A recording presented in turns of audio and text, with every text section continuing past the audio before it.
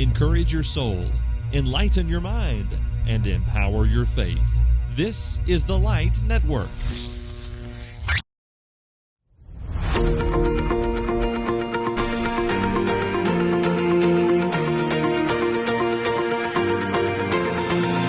Welcome to Inside the Scholar's Study, where we discuss all things concerning Scripture, faith, and scholarship.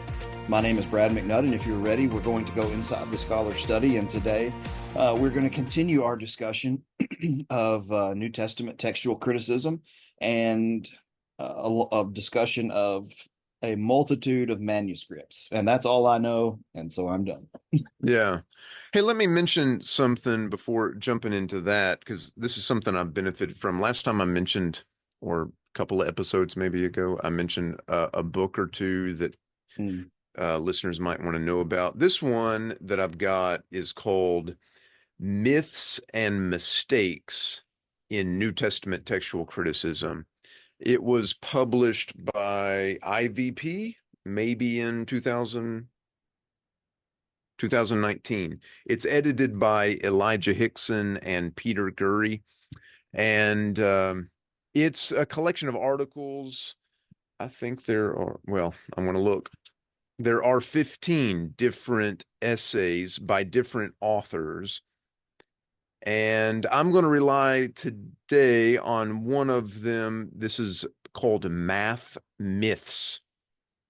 Math Myths by Jacob Peterson. I don't know what Jacob Peterson is doing right now, but at the time he was a PhD student at Edinburgh, and he was working for a website or an organization, an institute that has a website that's called the Center for, CSNTM, the Center for the Study of New Testament Manuscripts. It's the Dan Wallace runs that institution, or at least he founded it. I think he's still in charge of it. Daniel Wallace, is that the one at Dallas Theological? Okay. Yeah, I think he's actually done at DTS. He retired or something to do this other thing full time, this CSNTM. I think I mentioned one time in a previous episode that I was in Albania at the time that news broke that in Albania, in the capital of Albania, Tirana, an organization had discovered a couple of dozen manuscripts. Well, that was this organization that I'm talking about, CSNTM. They were the ones, what they do is they digitize manuscripts. And so they go to places where they think there are going to be manuscripts of the New Testament. And those are usually libraries in Europe is where you're going to find them. And so they went to Tirana, which is the capital of Albania, and there's a library there. And it's not that they discovered them like they had behind a filing cabinet or something. I think the deal is that the library actually knew that they had these manuscripts. It's just that the wider scholarly world, the place that keeps track, there is a place in Germany, Munster, Germany, that keeps track of the manuscripts of the New Testament that are used for the critical editions of the New Testament. And that place did not know about these manuscripts. So they were discovered in that sense. So not dug up out of the dirt or anything, but some other type of discovery. Anyway, this Jacob Peterson, at least at the time in 2019 that he wrote this article on math myths, he was working for that organization, CSNTM. The book as a whole, I mentioned myths and mistakes in New Testament textual criticism. So it's written by believers, just trying to help people, especially in the apologetics realm, not say stupid things that are easily debunked. In an effort to defend the New Testament, that sometimes happens. I don't know if you've come across that, Brad, but sometimes people will say things that are just patently false, or they will misinterpret data or something like that. And it's helpful to have an expert say, don't say it that way, say it this way. So that's what this book is all about. So the article I said I was going to be relying on for this episode is called Math Myths. So it's about the number of manuscripts. How shall we say this? So we're going to be talking about that. Let me go ahead and share my screen. So manuscripts of the New Testament. Let's talk about the different types.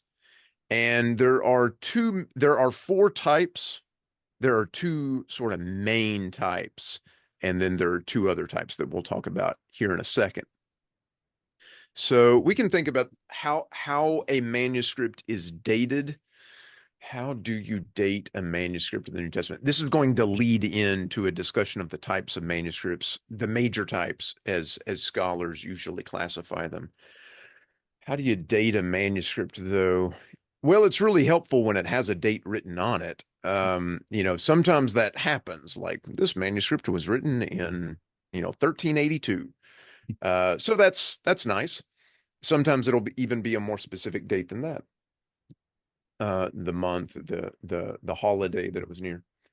But oftentimes, especially older manuscripts are not going to have that kind of a date. So you look for other ways, and sort of the big ways is about the handwriting. This is called paleography, which is a fancy word that means paleo, old, and graphy is writing, paleography. But some listeners will already be familiar with this about Greek manuscripts being dated according to the handwriting. But for others, let me point out an illustration that they've probably seen on, well, I don't know. I don't watch much TV, like recent TV shows or see recent movies. I do watch TV, but it's mostly old stuff. So I don't know if I don't know the cutting pop culture references, Brad. You'll have to help me with that. I'm no good either. I have my shows that I like, and I play them over and over. Yeah. And over. So I'm thinking of a common courtroom scene that you would have seen in like Perry Mason, but maybe our listeners have never heard of Perry Mason. I don't know. Have you ever heard of Perry Mason? I have.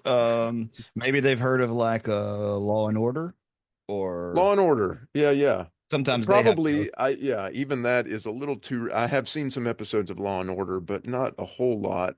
But surely they would have.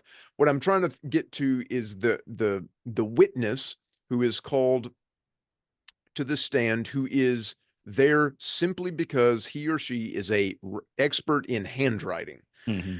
And there will be sometimes, like I have seen these scenes where like maybe a note that was found somewhere in a desk drawer is a zoom in image of it is displayed for the jury, and so the handwriting expert can comment on, you see how the cursive L is really loopy here, and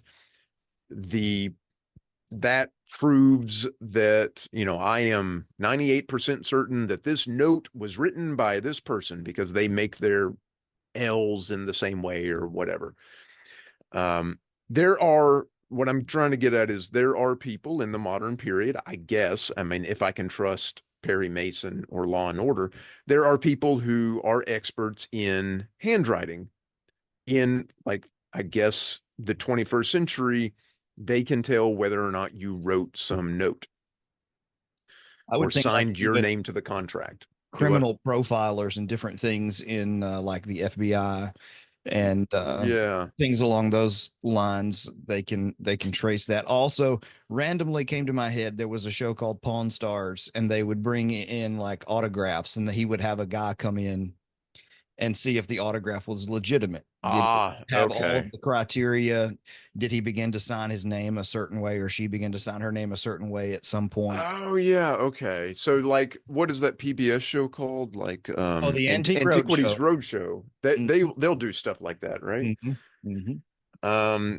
Okay, so they're these experts. So it's a similar kind of thing, similar, um, where the scholars, New Testament textual critic critical scholars, manuscript scholars, really, more specifically, manuscript scholars are looking at the handwriting of the Greek manuscript to try to date it. It's not so much to say this person wrote that manuscript, although maybe sometimes, but it's more of like this, based on the handwriting, we can date this manuscript to this century because styles of handwriting as a whole developed over the centuries. And, I don't do this. I do not look at Greek manuscripts and just say, after a study of the handwriting, say, well, it's dated to this time period. There are other experts who do that kind of thing. I just accept their word for it. Well, just a common sense, like look at the script of the Declaration of Independence and look at a modern day person's handwriting. You can tell they're centuries apart for a multitude of reasons. Yeah, that's a good point. Like if you go to the National Archives in Washington and you look at the Declaration of Independence, you're going to be able to tell even if the date weren't right there in front of you on the placard, you would be able to tell just by looking at the thing that it is old. You might not be able to say, oh, that's that's a late 18th century document. Maybe not that, but you would say that was not written in the 20th or 21st century. Yeah, based on handwriting, based on other things as well. So there are people who do this. Now, I will say there's some disagreement on how to go about doing it. My understanding is, I mean, there are articles written by experts who have said, sometimes there is a tendency, especially by maybe scholars who are conservative Christians, to date earlier than is warranted some manuscripts, because the idea is that these scholars really want the evidence to be early, close to the time of Jesus. And so that sort of leads them to fudge it just a little bit, or I mean, unintentionally, I think, like they have this built-in bias that they want it to be earlier. And so that's how they go about arguing it. And so there's been a little bit of controversy about that. Like, when can we really be so precise in our dating of these manuscripts? So for instance, one little scrap of papyrus of the Gospel of John has often, it's called P52, and it has often been said that it is our earliest portion or earliest bit of any part of the New Testament, and that it dates to about 125 AD. Well, that, if you think about that, that's just like amazing, because I mean, probably the Apostle John was dead by 125, but he was not long dead. If you take tradition about his longevity seriously, he died in the late first century. So maybe he had been dead for, the Gospel of John itself may have been written 25 years earlier. So, I mean, you just think through, wow, that's really amazing that it's so early. But then do we really know? Like, that's awfully precise. We know the year to date it, 125. That seems, once you sort of ask that question, then, it's not like, it's a little scrap. It doesn't have a date on it. It's dated according to the handwriting. We can't be that precise in dating something according to the handwriting. I mean, it would be much more reasonable to say it's a second century document or something, and give a range of 75, 100 years in which it may have been written. And not just that one, but there have been some others where there's some, general light controversy about maybe we've been too precise about dating these manuscripts based on the handwriting. Maybe we have pushed the dates earlier and earlier when that's really not warranted. So that will sometimes come up in our discussions here. But the general thing is, you can, I think everybody agrees, you can date in a range, assign a century or maybe sometimes 2 centuries to a manuscript based on the handwriting. Okay. So there are two major types of handwriting, and this becomes the terms also used for the manuscripts. So there are manuscripts that we call majuscules, and there are manuscripts that we call minuscules. Now, the majuscules have also been called uncials. Everybody has pretty much agreed these days we should not call them uncials. That's a term that's got something to do with Latin and not Greek. So let's just leave that one alone. Let's call them majuscules. The minuscules are also sometimes called cursives, and we'll see in just a minute a picture of what one of them looks like, but it looks like cursive, like English sort of cursive handwriting, that kind of thing. So in general, the majuscules, what I'm talking about are like a manuscript of Greek, whatever. It doesn't have to be the New Testament, just whatever is written in Greek, but it's all what we would consider to be capital letters, like no lowercase letters at all. It's just all capital letters. Majuscule letters is what that is. And so the style of letters that we are familiar with from fraternities and sororities. And then for the manuscript, usually there's no spaces, there's no punctuation, or there's very light punctuation. There might be some punctuation, but it's very lightly scattered throughout the manuscript. And these are usually earlier. I mean, these are earlier.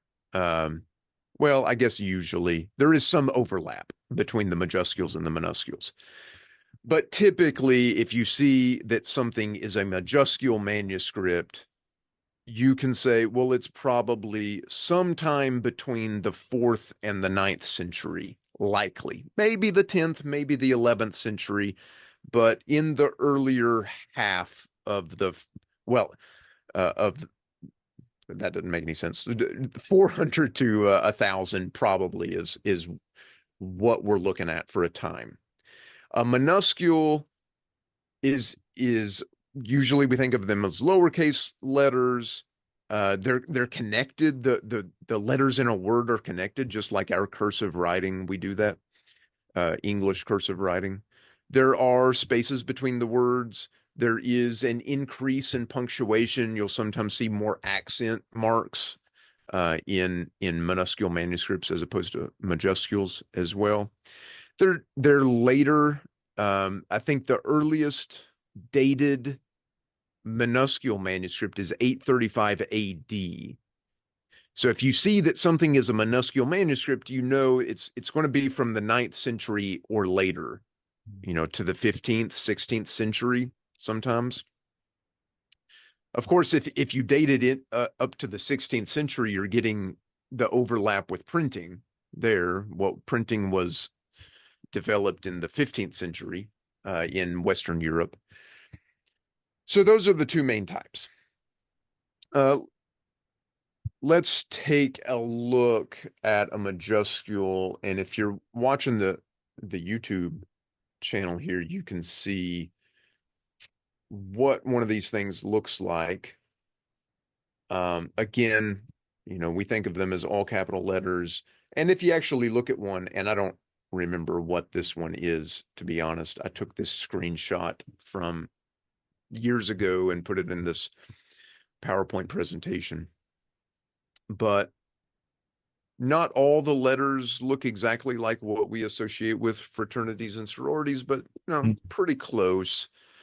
And if you're looking closely at it and you try to make out spaces between the words, not really. And it's all sort of smushed together, even to the point that if the line ends and you're in the middle of a word, you'll just carry it over. There's no dash. Usually there's no dash saying the word restarts at the next line. So some difficulties in reading that. The minuscule, though, I mean, I don't have a whole lot of experience reading minuscule manuscripts, and I find minuscule more difficult than a majuscule, because at least I can make out what the letters are supposed to be in a majuscule. A minuscule, You know, you would think it's like what you learn when you learn Greek, because we learn like in when we learn Koine Greek or whatever to read the New Testament, we learn a minuscule type of Greek alphabet, but when you see a minuscule manuscript, it's like, oh, some of the letters look like what I expect, and then some of them just don't. Plus, you have ligatures, which is like a combination of letters where it's all written as one thing, sort of like an ampersand, you know, is like a ligature. Of course, we're familiar with that one, but there are a bunch that we're not necessarily familiar with. So a minuscule manuscript, at least for somebody unpracticed, can be pretty difficult to read it. But it definitely looks, I mean, even the untrained eye, I think, can see that a minuscule looks different from a majuscule. All right, so those are the two main types of manuscripts. And let's talk about how many of these things we have. We have somewhere around 5,000 to maybe 6,000, somewhere in there. More than 5,000 manuscripts. I think everyone would agree that we have more than 5,000. Now, you can't give a precise number. And this is where I mentioned that I'm relying on this article, Math Myths by Jacob Peterson. And so he provides more information on why it is difficult to give a precise number. Let me talk about something that I think we've talked about on the podcast before. The Dead Sea Scrolls have something like 900 different scrolls among the Dead Sea Scrolls. Now, this is just for illustration purposes. There are no New Testament manuscripts among the Dead Sea Scrolls. I am using an analogy for why it is sometimes difficult to count the number of manuscripts. So the Dead Sea Scrolls have something like 900 scrolls among the Dead Sea Scrolls, 900 individual scrolls. It's hard to know a precise number. Is it 850? Is it 950? Well, I don't know. It's something like 900. I mean, even if you have all the scraps in front of you, the problem with the Dead Sea Scrolls is, does this scrap go with that scrap together, making one scroll, or are they two different scrolls? And so one scholar will look at that and say, oh, that's one scroll. Those two scraps make one scroll. And another scholar is going to look at it and say, no, that's two different scrolls. And if you do that enough, I mean, so how many Dead Sea Scrolls do we have? Something like 900, somewhere in there. Well, there are other problems besides that when we think about how many New Testament manuscripts do we have. But what I just said about the Dead Sea Scrolls, that does sometimes come into play with the New Testament as well. There are other problems, but that's one of the problems is over the centuries, perhaps this manuscript that was originally one manuscript, maybe now it does not exist as one manuscript. This library has a part of it, and that library has a part of it. And then scholars, staring at it long enough, the two different manuscripts think, I think maybe the same guy wrote both of those. And that's a manuscript of, Matthew, and this one's a manuscript of Mark. And I wonder if, originally it was both of those were together in the same manuscript. And then, people study that a little bit more, and there have been arguments made about that. And it's pretty clear in some cases that is what has happened. Manuscripts that are now broken apart originally formed one manuscript. So maybe they're in the official count, they count as two, but everybody has agreed these days that really it's only one. So that's one of the issues. Another issue is that some of the manuscripts that are in the official tally of manuscripts, I mentioned that there's this institute in Munster, Germany, that keeps the official tally. Some of those manuscripts that over the past and this institute in Munster has been keeping this official tally for like 100 years now. So some of those manuscripts that have been added to the official tally, now nobody knows where they are. or people do know where they are. They were destroyed during World War II, or burned in a fire in Turin, Italy, or something like that. Like, it was added, information from that manuscript was collected, but now we know that that manuscript no longer exists because it was destroyed, or it's just been lost. Like, somebody mentioned they had a manuscript, we added it to the tally, and now nobody knows where that manuscript is anymore. So should we keep it in the tally, or should we take it away from the official tally?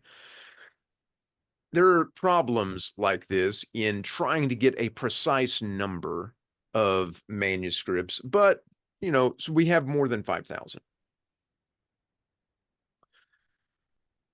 These are not complete New Testaments. We do not have 5,000 copies of the entire New Testament in Greek manuscripts.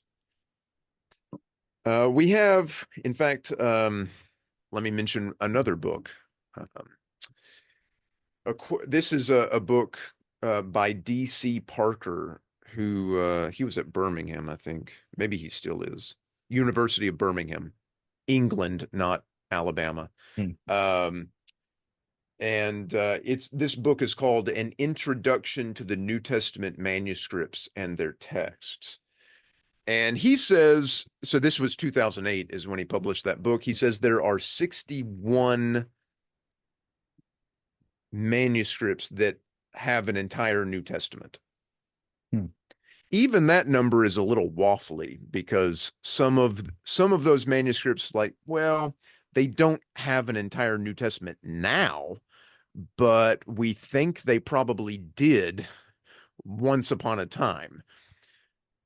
So do we actually have 61? Well, no. But anyway, let's just go with it for now. We have more than 5,000 manuscripts in the New Testament, but only 61 of them have anywhere close from like Matthew to Revelation. And the rest of them were almost always never even attempting to get. It's not that like the worms ate half the manuscript and it's that, when they created the manuscript, they weren't attempting to get Matthew to Revelation. They were attempting to get Matthew to John. Or they were attempting to get Romans to Philemon, just Paul's letters, or the general epistles and Acts, or the book of Revelation by itself. So almost always for these 5,000 manuscripts, there was never an attempt for the individual manuscripts to be a complete New Testament. It was just ever supposed to be, and still is today, just a portion, a section of the New Testament. So we don't have 5,000 copies of Romans. We don't have 5,000 copies of the Gospel of John or of Revelation. We have, for the Gospels, we have more of the Gospels than for any other portion of the New Testament. Maybe we have, I don't know what, 2,000 or 3,000 manuscripts of the Gospels, at least portions of the Gospels. And maybe we have 1,000 or 1,500 of Paul's letters, for instance. So not 5,000 complete New Testaments. The part I believe that is the least represented among the manuscripts is the book of Revelation. I think there's only a few hundred, maybe 300 or so manuscripts of the book of Revelation. There are manuscripts of 26 books of the New Testament. They just didn't include Revelation among them. So it's everything but Revelation. There are manuscripts of that. I don't remember how many, but that is a thing that happened as well. All right, and we'll take a closer look at these numbers next time. But here, I mentioned at the beginning of this episode that there are 4 different kinds of Greek manuscripts. And majuscules and minuscules are the major group that scholars pay attention, that are traditional and scholars pay attention to. The other 2 categories are the papyri and the lectionaries. Now, I'm getting the numbers for these the last time I checked, the INTF website. Now, this is that institute in Munster that I've been mentioning. INTF it's in Germany, so it stands for a German phrase, Institut für Neutestamentliche Textforschung, which is basically, I mean, it's pretty easy German to translate, I think, Institute for New Testament Textual Research. But you can go to anybody can go on the INTF website and search for these manuscripts. And the last time I went, these are the numbers that were reported. It's all approximate, like I said earlier, and inflated, in fact. But if you add up all the latest additions to these categories, you get 135 papyri, 329 majuscules, a little more than 3,000 minuscules, and about 2,500 lectionaries for a total of about 6,000 manuscripts. Like I say, that is inflated, but something like that, between 5,000 and 6,000. Jacob Peterson, in his article, he said he'd be comfortable with saying 5,300 manuscripts. Now, just saying it like that, 5,300 total manuscripts, I've already mentioned those aren't complete New Testaments. The other thing to keep in mind is that they are from a variety of dates, and the vast majority of them are late. Late as in from the year 1000 to the year 1500, sometime in there. And most people who study the text of the New Testament would say that a manuscript is more valuable to us if it is before the year 1000 rather than after the year 1000. So just saying that we have 5,300 manuscripts doesn't tell you really the value. It's not like every manuscript is equally valuable to every other manuscript for a reconstruction of the text of the New Testament. Next time, we'll want to take a closer look at these numbers. We can actually go to the INTF website and explore it and talk a little bit more about these manuscripts. But I think that is a good place to stop it for this one. Okay. And you may be going to address this on the next episode. And so this is a question I have, but feel free to kick it to the next episode. And that is, in comparison to other ancient works. Yeah.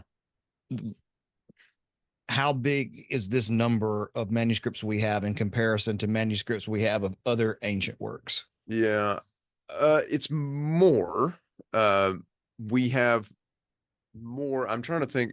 I think Homer is the sort of the second best attested Greek author from antiquity in terms of number of manuscripts, and we have, I don't know, I'm just going to take a guess, but a couple of thousand manuscripts of Homer. It's less than what we have for the New Testament. So the New Testament is sort of, as far as Greek literature, or any literature for that matter from the ancient world, the best attested in terms of number of manuscripts. Yeah.